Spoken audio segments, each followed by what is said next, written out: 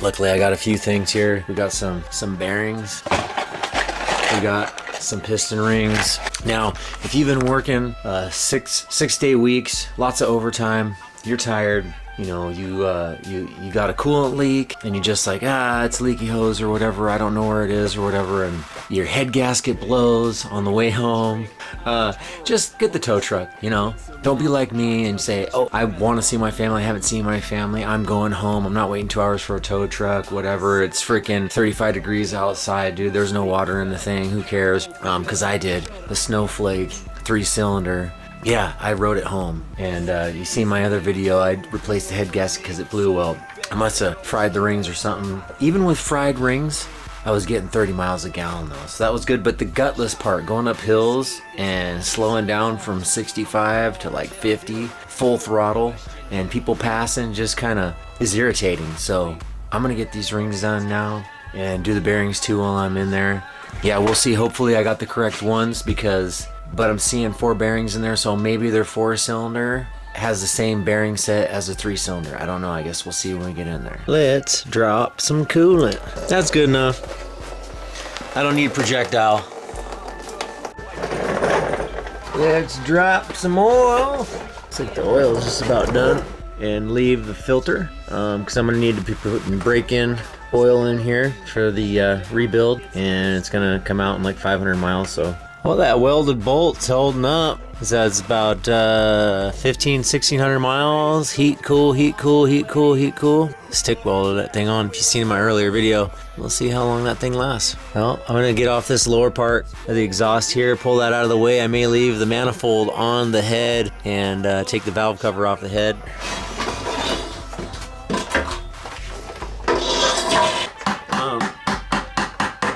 It's pretty long, yeah, it must be going through. Yep.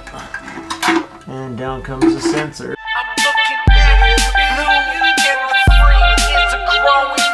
Alright, so we got it the pan to block surface area. I got it scraped pretty good. It's not thoroughly clean yet, but it's scraped. So far, what we're seeing in here is pretty clear, so that's a good sign. I mean, normal little flakety flake or whatever from who knows when, but nothing majorly catastrophic like we seen in my SI build videos. Oh my gosh, epic engine failure. Yeah, check out that clip. All right, check in, update. We got the air box off. We got a lot of the plugs unplugged from certain places. You know, I might leave the distributor on and see if I can get away with it, because the valve cover comes off, leaving the distributor. All right, so to get the time belt off here, you're gonna have to take the water pulley wheel off. Like 410 mils on that, and I'm looking at it and there's like all kinds of, I think maybe my Dino sauce I sprayed on there mixed in with the oil or something. I don't know, that feels like rubber, dude. It's like maybe some rubber from old belts or something like that are in there, but I'm gonna clean all that out. Dang, dude, that took forever freaking digging all the rubber out of those gosh darn grooves, man. What the heck? Freaking burning out, dude. Freaking rotating the earth with that belt or what the heck? And I also just wanted to emphasize how difficult these freaking valve cover grommets are. Freaking take your flathead right underneath in between this plastic guard and the valve cover fin right here on, and then put the flathead right there on the head and just keep lifting up on it and wiggling it until these two right here come out, and then remove those so you don't lose those. And then you got these over here and you can wiggle this side again still more until those start to kind of come up enough. Either get them out or get a little hook or object or whatever you got laying around that you can use and out of the way.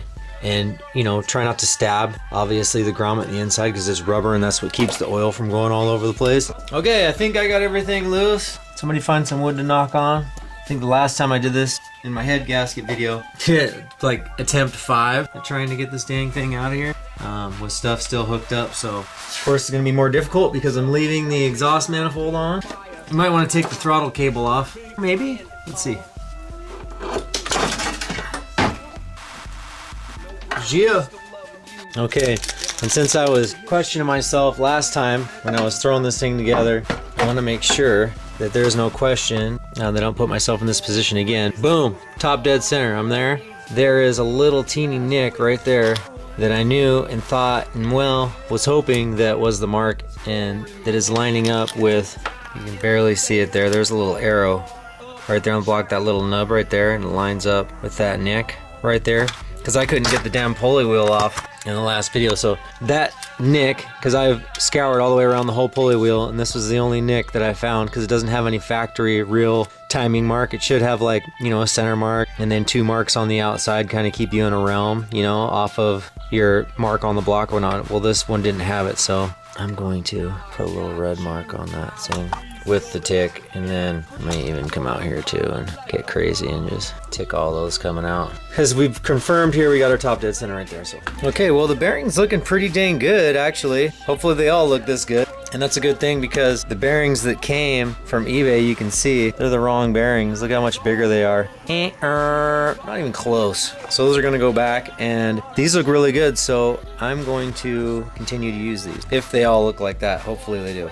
And so our smoked issue is just in the rings. The rings just must be smoked, just the rings. So we'll replace those rings out, and hopefully these rings that they sent, well, different company, that says it's for my application, part number matchup. Gosh darn it, hopefully these are correct, because if not, that's all right. I did order them at O'Reilly's, and they brought them in, and they're just sitting there. Gotta have a contingency plan, you gotta have it. All right, so we're getting our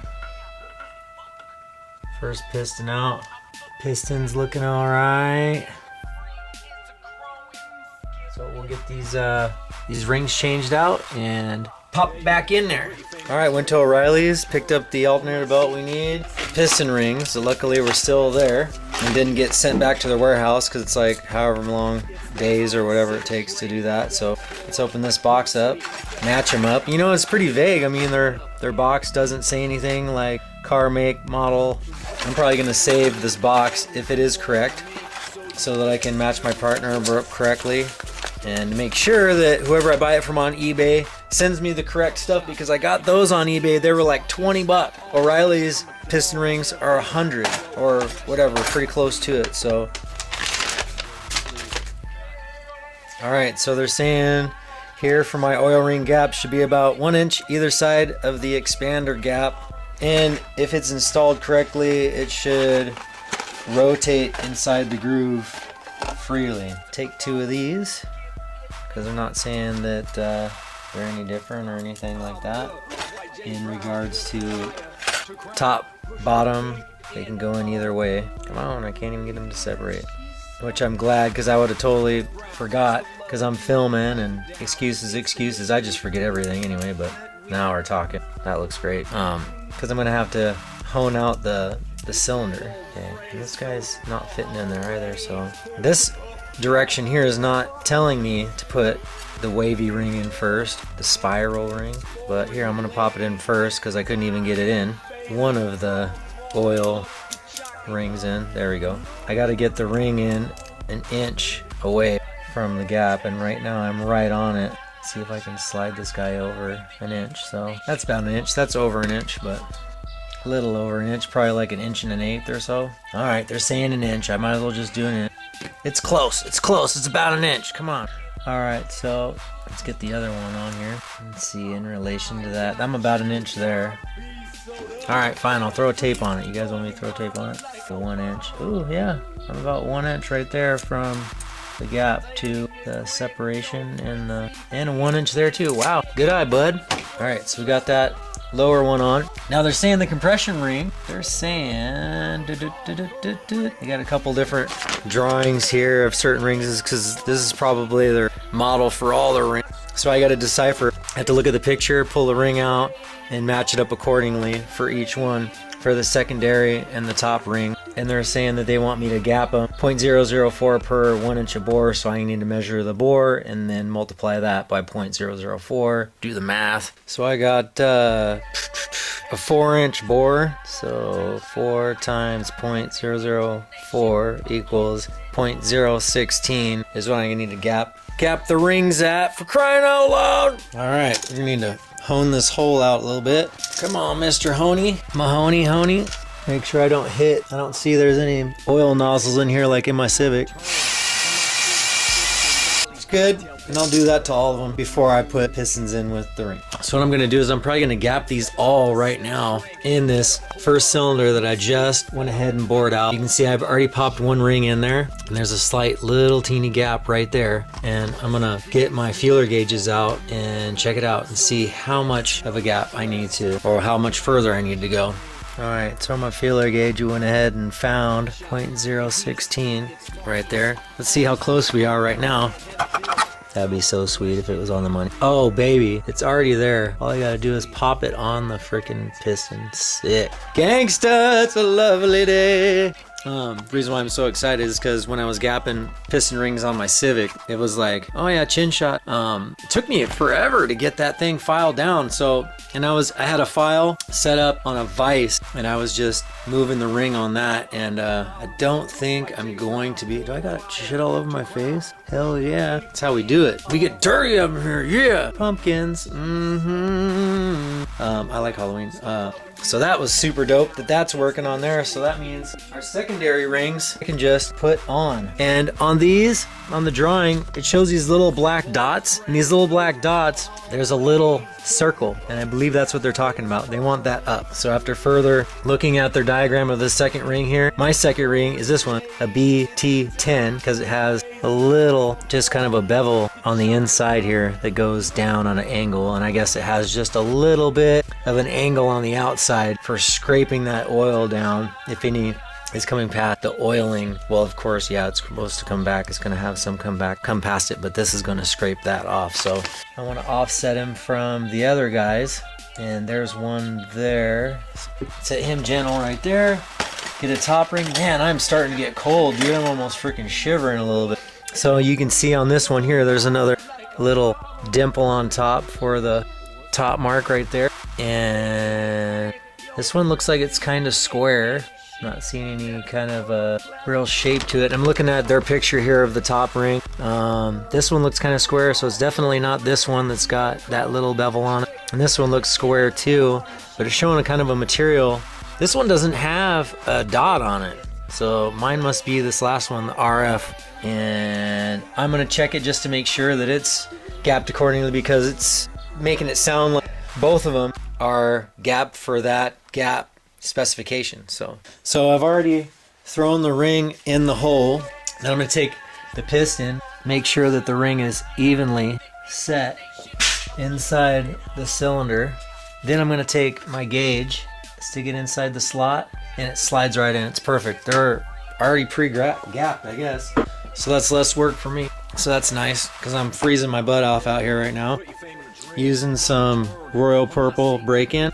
That's what I'm gonna use on the, when I took the lower bearing, the lower rod cap off, I went ahead and marked that bearing. See number 1 right there. Give that a little cleaning. My clean rag. Make sure my surface is nice and clean.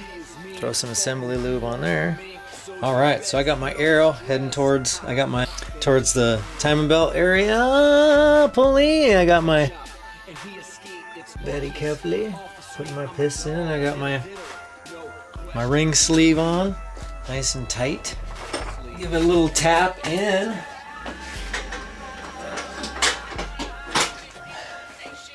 And get past the rings there.